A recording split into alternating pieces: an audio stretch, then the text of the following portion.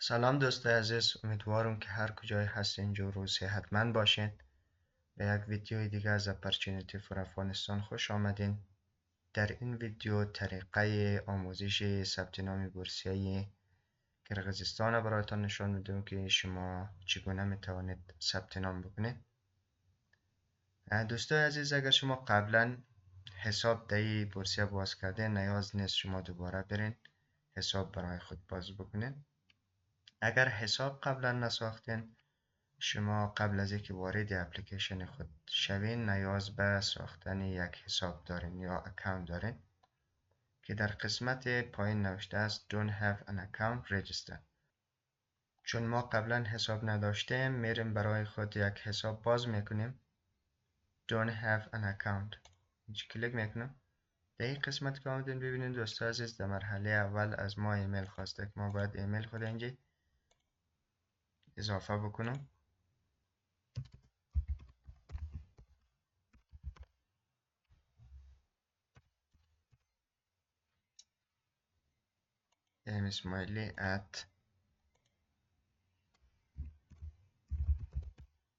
gmail.com.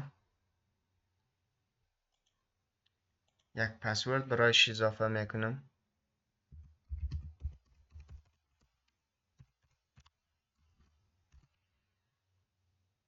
در این قسمت هم پسورد تکرار میکنم.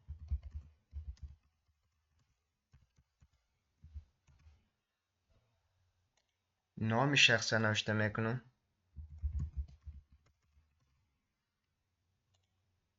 تخلصش،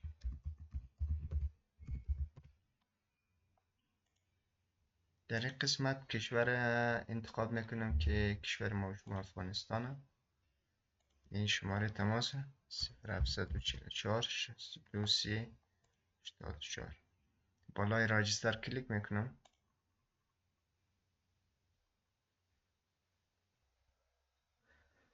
بعد از اینکه حساب باز کردیم، بعد از حساب باز کردن وارد اپلیکیشن خود میشیم که بتوانیم اپلیکیشن خود را خانه‌پوری بکنیم. در قسمت پایین آمده معلومات شخصی خود را درج میکنیم. در قسمت اول از این بخش نام خود را ذکر کنیم و لاست نیم تخلص خود را اضافه میکنیم. شهروند کدام کشور هستیم از اینجا آمده، افغانستان انتخاب میکنیم. تاریخ تولد خود را انتخاب کنیم. شهری که متولد شدین انتخاب کنین. آدرس یا شهری که دائم در آن زندگی میکنین انتخاب میکنین. از اینجا جنسیت خود انتخاب میکنین، میل فیمیل، خانم یا آقا. حالت مدنی خود انتخاب میکنین، سینگل یا مریت. اگر سینگل بودین شما نیاز ندارین این بخش ها رو خانه‌پوری بکنین. اگر مریدین، متأهلین، شما میتونین اگر فرزند داشتین میتونین تعداد فرزند خود اینجا بنویسین و در قسمت پایین سن و سالشان را درج کنین. اینجا آمده سینگل انتخاب میکنیم. در بخش دومی آدرس فعلی ما را خواسته همراه با شماره های تماس. هاوس نمبر، شماره خانه 21. شهری که در آن زندگی میکنیم کابل. پروینس، ولایتی که در آن زندگی میکنیم کابل. پست کد 1016، شما هر پست خانه بگیرین مشکل نداره. کشوری که در آن زندگی میکنیم افغانستان است. شماره تماس خود را درج کنین. شماره تماس دومی خود را میتونین اینجا درج بکنین. اسکایپ خود را میتونین اینجا درج بکنین و ایمیل آدرس شما. بخش دومی قسمت معلومات در مورد تحصیلات ما و شما خواسته که شما در این قسمت میتونین معلومات تحصیلات خود اضافه کنین. قسمت پایین آمده How many institution have you attended since high school? بعد از اسکول که شما تمام کردین چند لسانس خواندین یا لسانس و ماستری خواندین؟ شما میان اگر یک لسانس داشتین یک انتخاب میکنین، اگر دو لسانس داشتین دو رو انتخاب میکنین. ما میگیم یک لسانس بعد از اینکه اسکول را تمام کردیم خواندیم.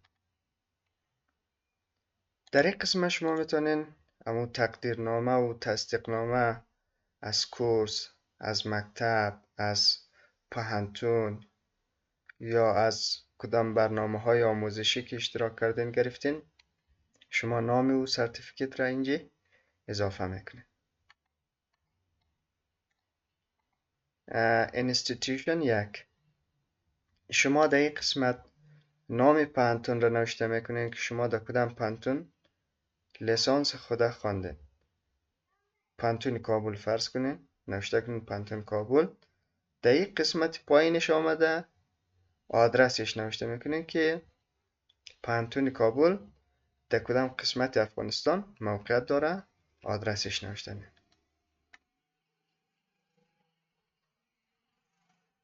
بعد از اون میاین رشته خود انتخاب میکنین که شما در کدام رشته تحصیلات خود ادامه دادین.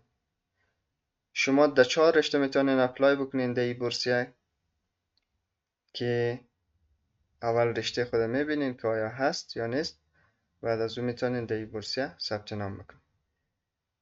اقتصاد، حقوق، روانشناسی میتونه در این بورسیه ثبت نام بکنه. شما از اینجا آمده انتخاب میکنین اکونومیکس یا پولیتیکس.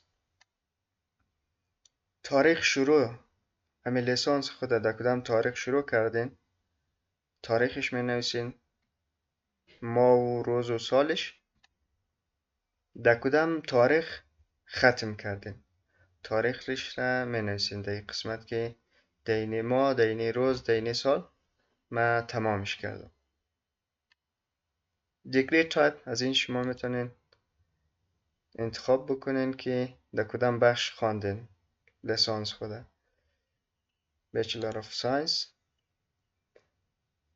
در کدام تاریخ همی اسناد لیسانس خود شما به دست آوردین، تاریخش نوشته میکنین که ماه و روز و سالش.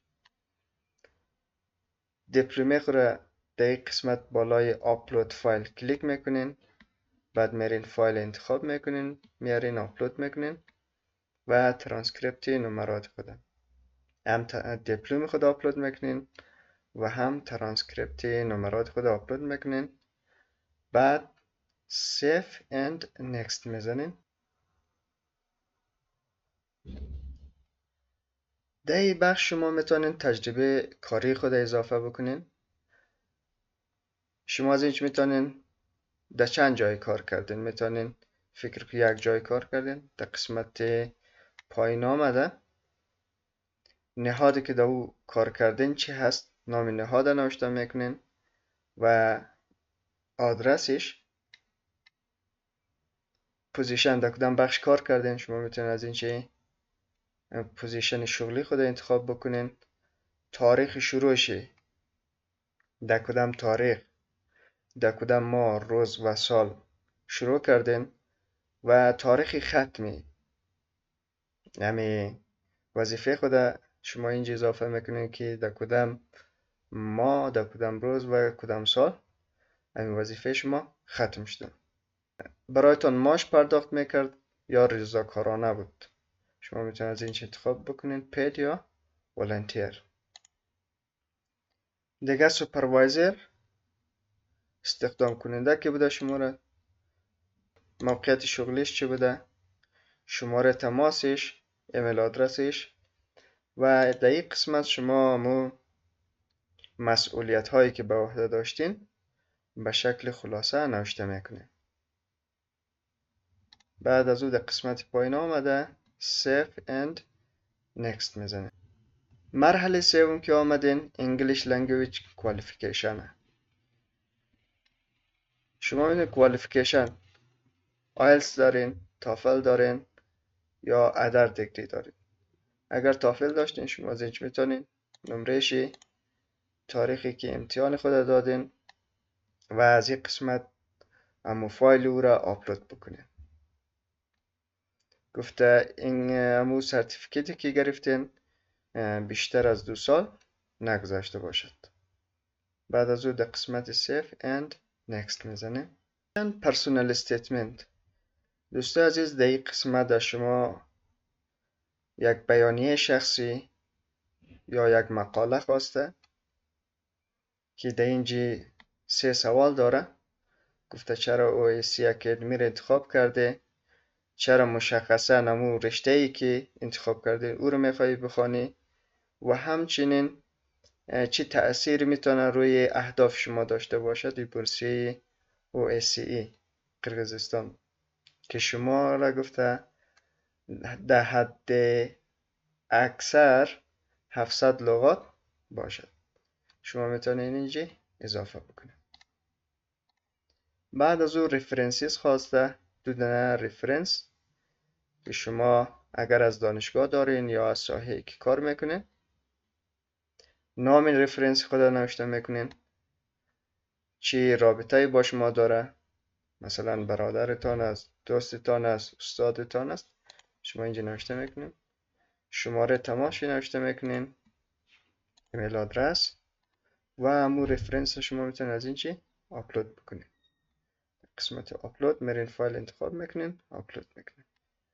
دیگه ریفرنس دوم همچنین نام شی، رابطه تان با شخص چی است، شماره تماس و ایمیل آدرس و فایل میگیرین، آپلود میکنین. در قسمت پایین آمده و شما در مورد این بورس از کجا معلومات گرفتین؟ از سوشل میدیا، دیگه ایژوکیشن، جوب فیر یا یونیورسیتی، از هر کجایی که معلومات در مورد بورسیه OSCE قرقیزستان گرفتین میتونید از اینش انتخاب بکنین.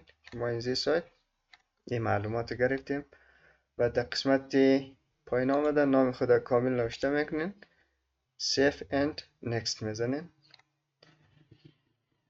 در این قسمت پنجم که آمدین پاسپورت آپلود.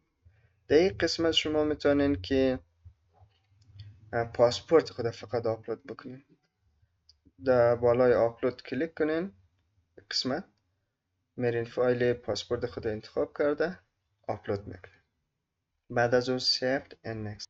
این قسمت ریویویه که شما میتونین در این قسمت معلومات که قبلا درس کردین ببینین کلش اینجا میتونین ببینین. در قسمت آخر اینجا سابمیت میآید که شما بالای سابمیت کلیک کنین، اپلیکیشنی که خانه پوری کرده بودین ارسال میشه.